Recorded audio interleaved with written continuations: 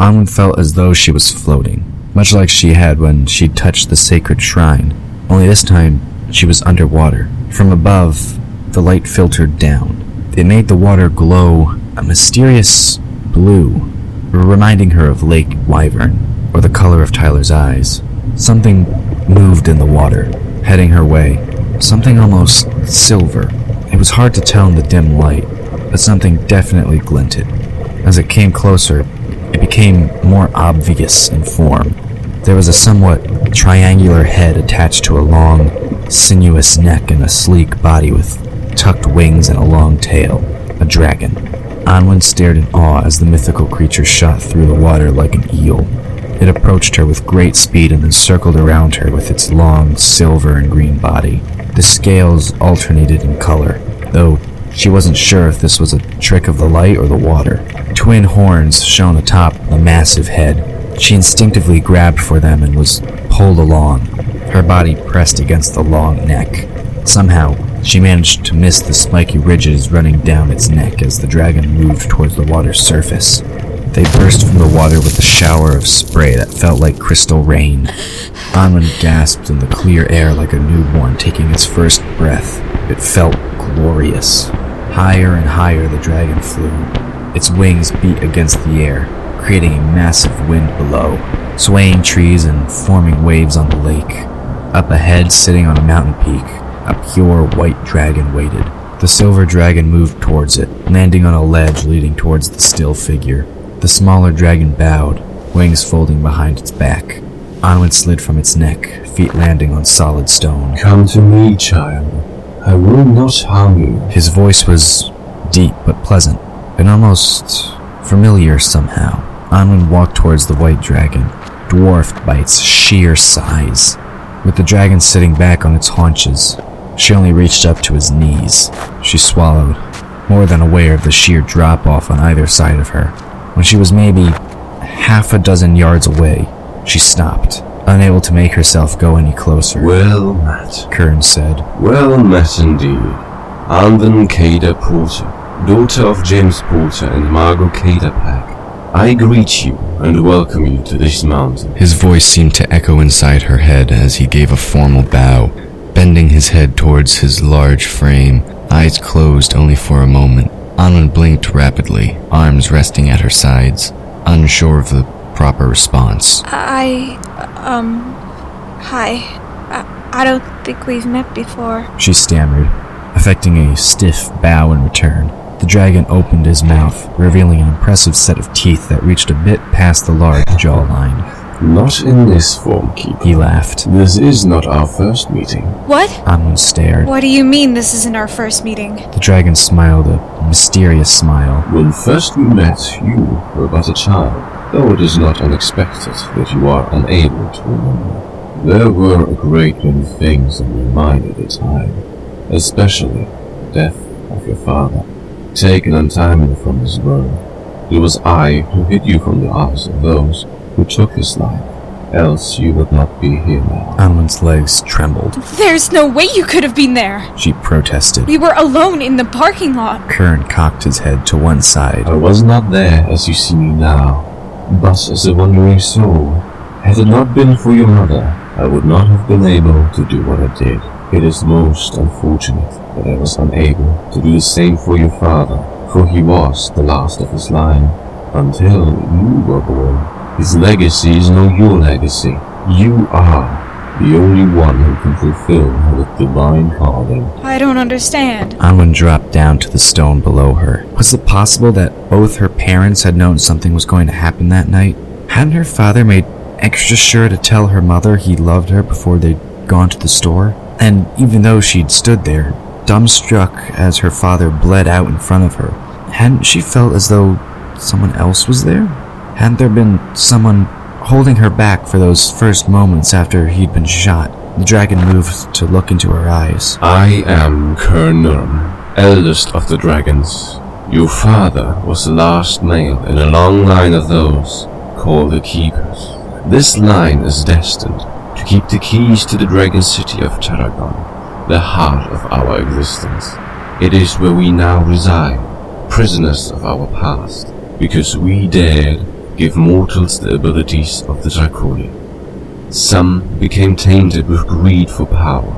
Instead of wishing to exist with us as we had hoped, they chose to try and use us for their own ends.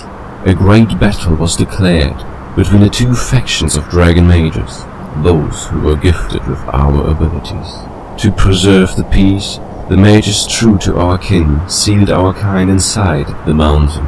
The keepers were exiled, destined to one day return and release the captive hosts and restore balance and order.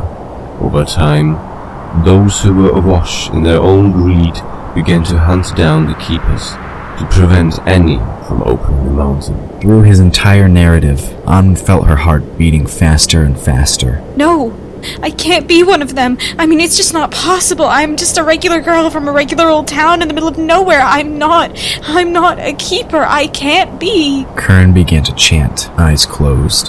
One must journey from the fire and risk in full, else all be lost.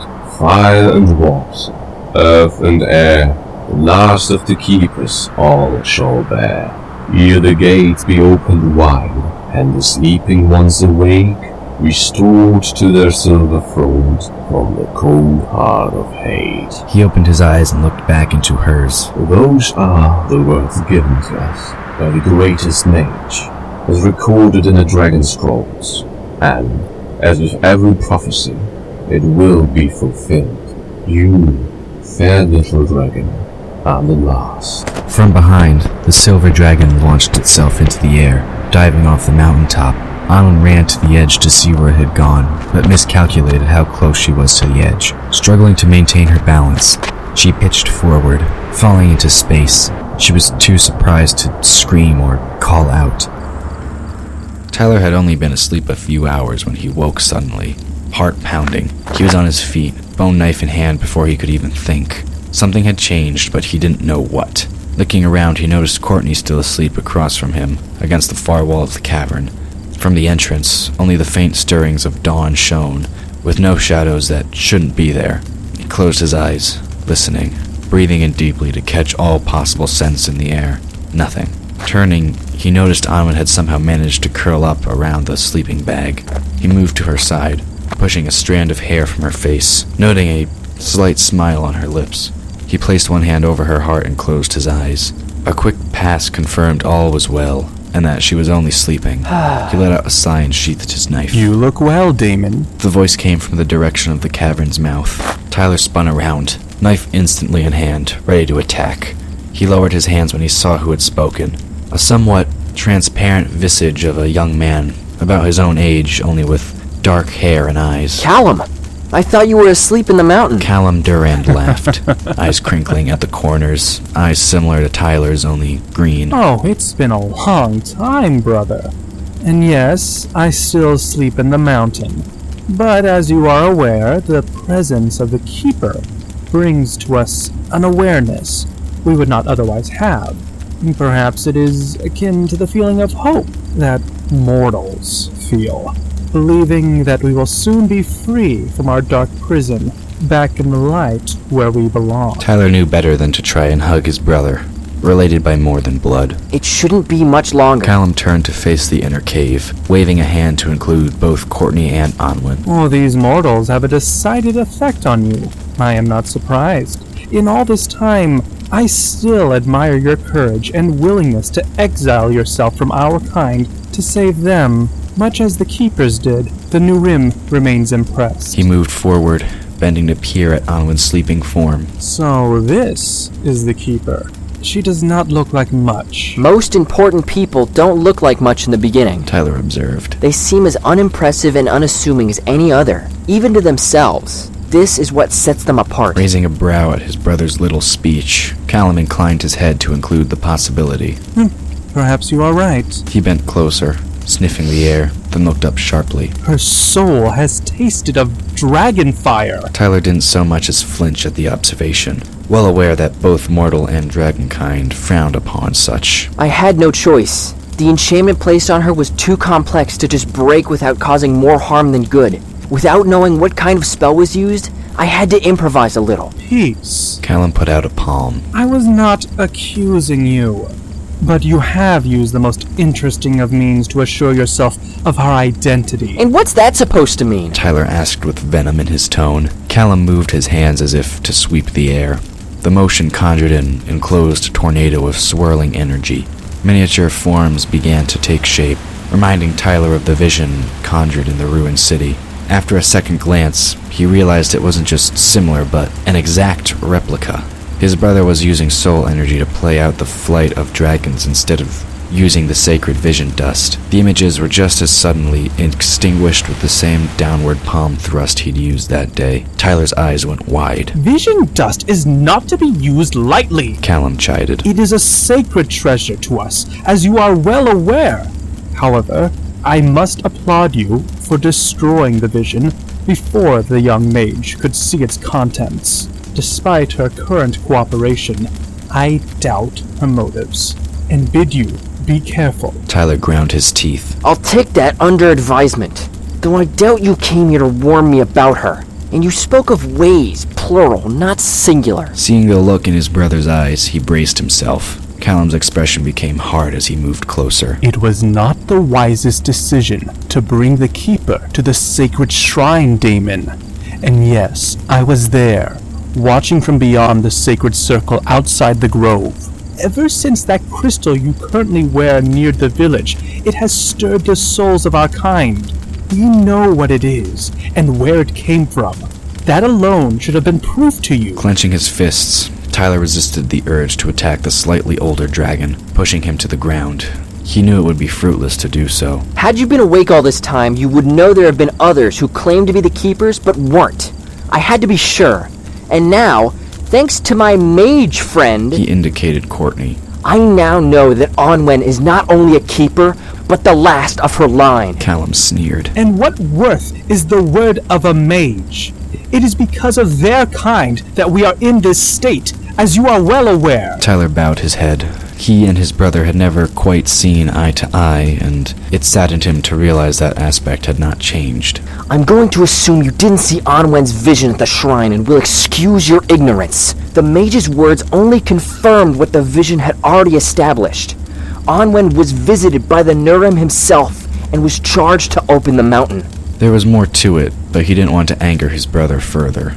The Dragon Lord's eyes went wide, brows raised as he reappraised Anwen's sleeping form.